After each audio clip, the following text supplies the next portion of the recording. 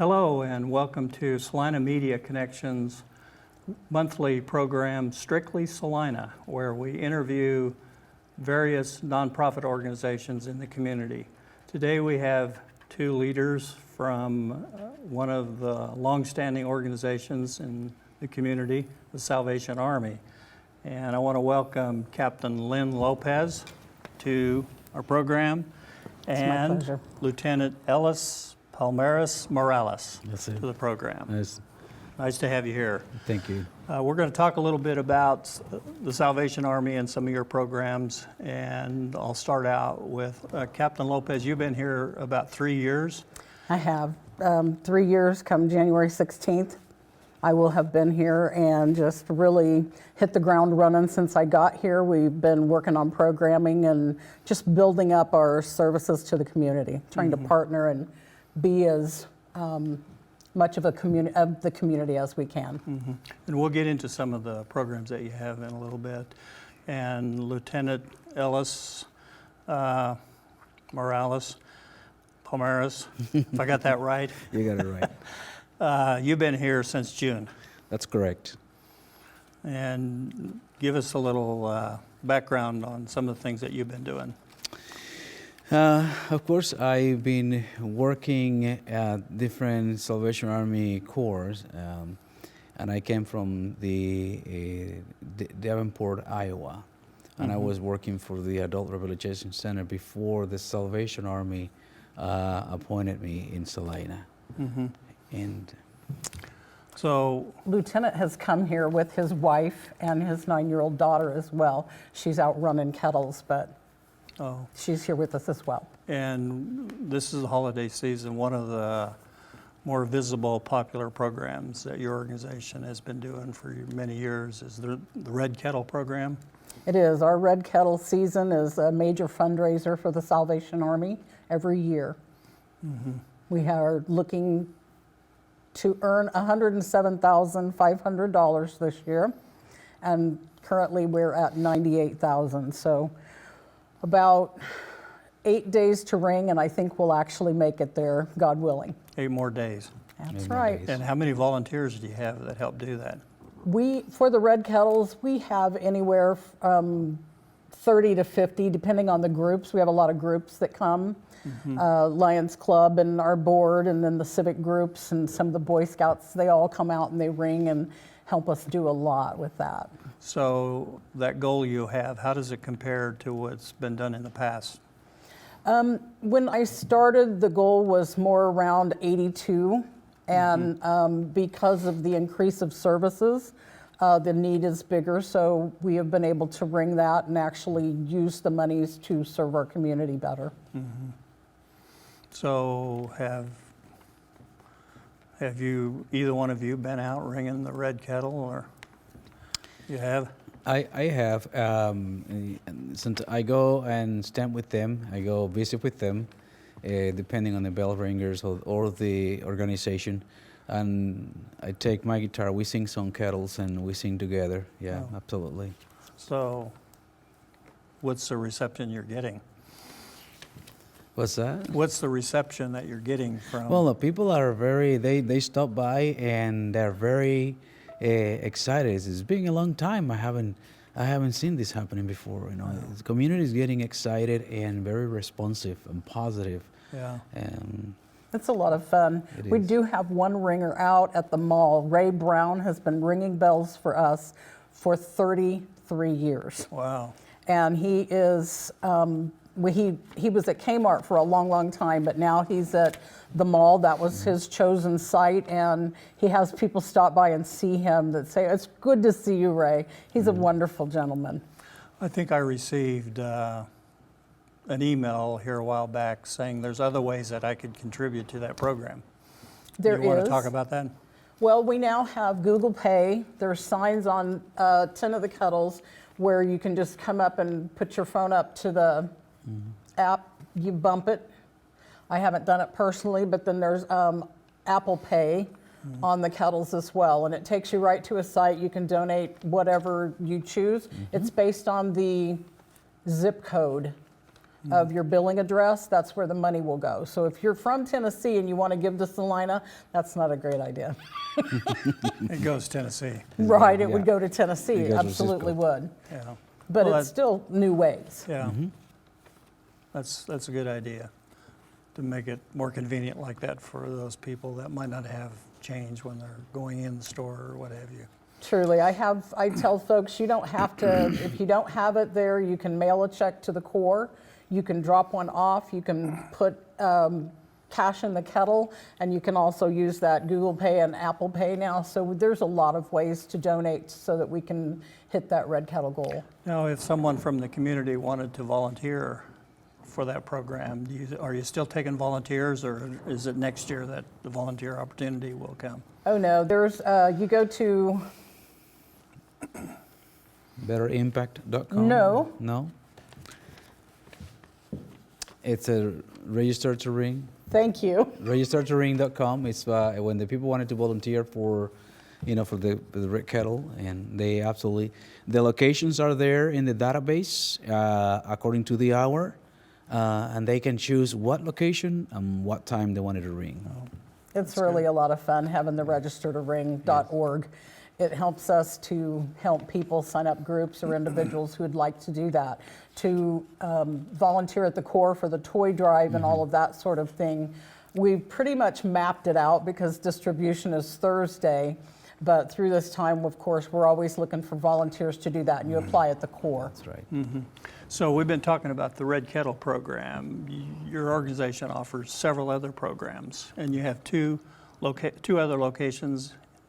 You have two locations in the communities, I think, right? We do. You got a store, and then you got your headquarters on 1137 1137 North Santa Fe. North Santa Yes. Fe. And the thrift store is downtown, and it's been doing quite well for many years. Liz James has been my manager there for 20 years, and she knows the community, she knows the store, she's done a wonderful job, and that income also goes to serve the community. We're not trying to make some huge profit, we're trying to put it back into helping people in need. And I say few, the times that I've been by your headquarters, you serve meals in the evening to several people in the North Salina area and probably a larger part of the community as well.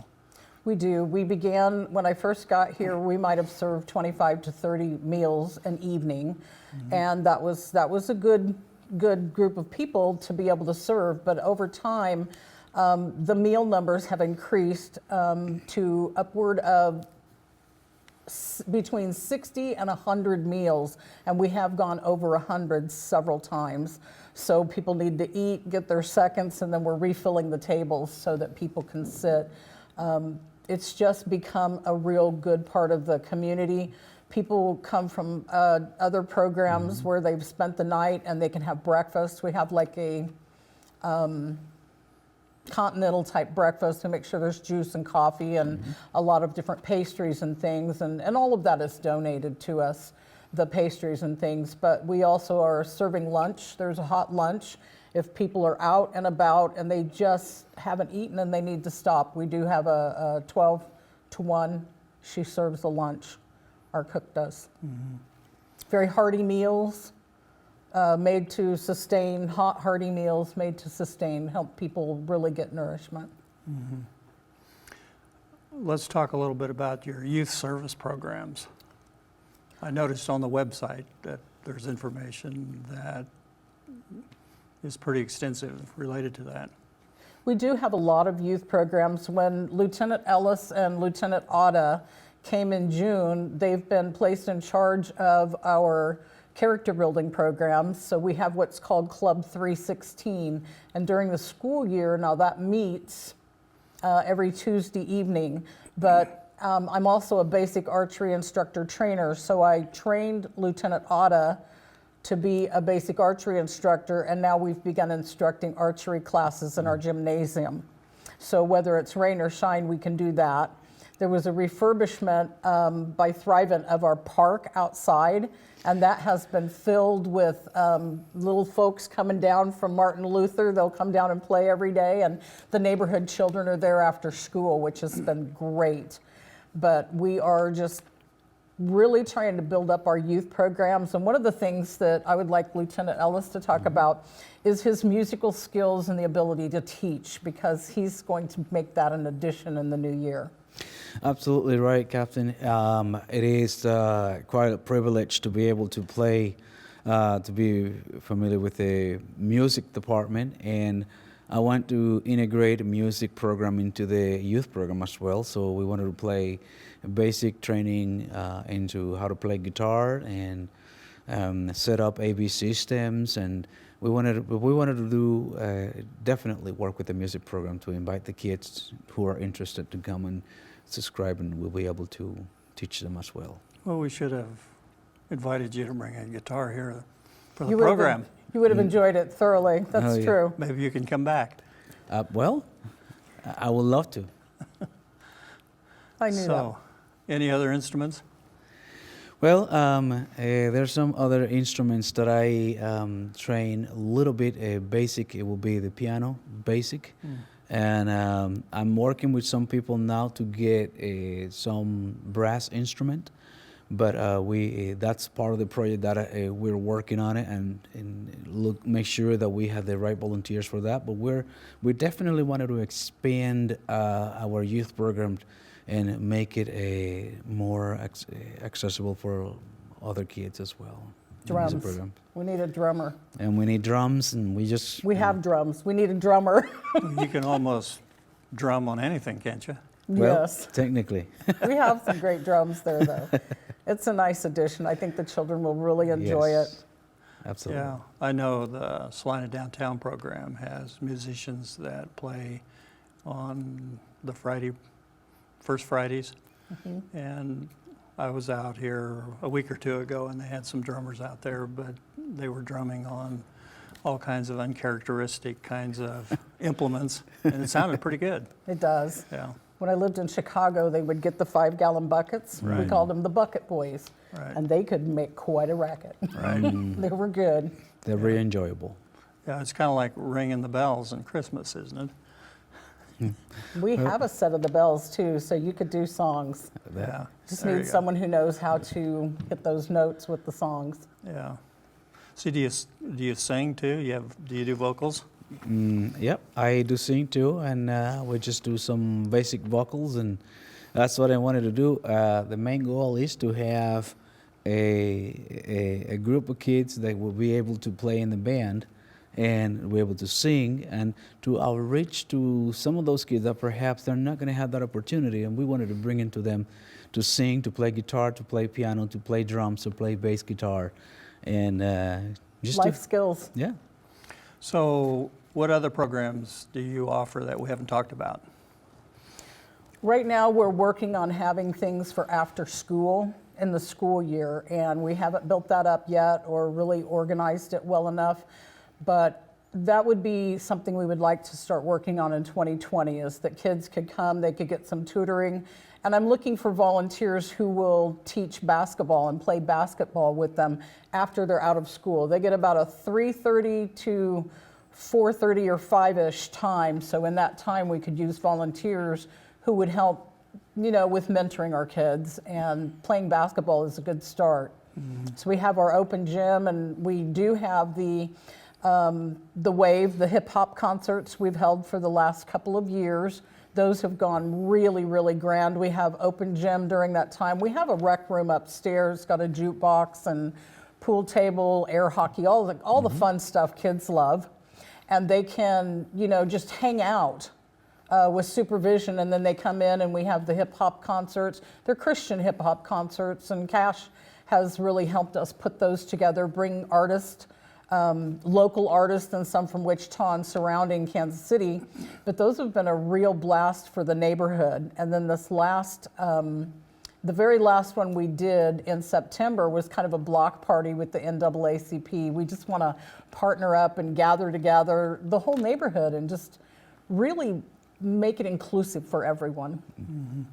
So we're talking with Captain Lynn Lopez and Lieutenant Ellis Morales from the Salvation Army here in Salina. If you have a chance, check them out.